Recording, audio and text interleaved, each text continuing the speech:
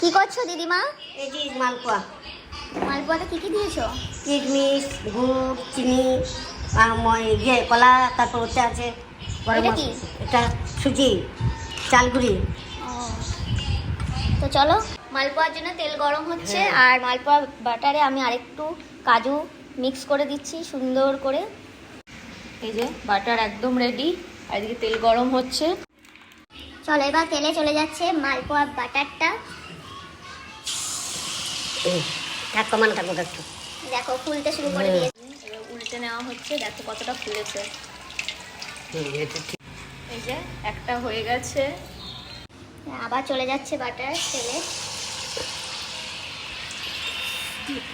এই দেখো মালপোয়া একদম রেডি হয়ে গেছে, দেখতেই পাচ্ছো। তো চলো খেয়ে দেখি একটা।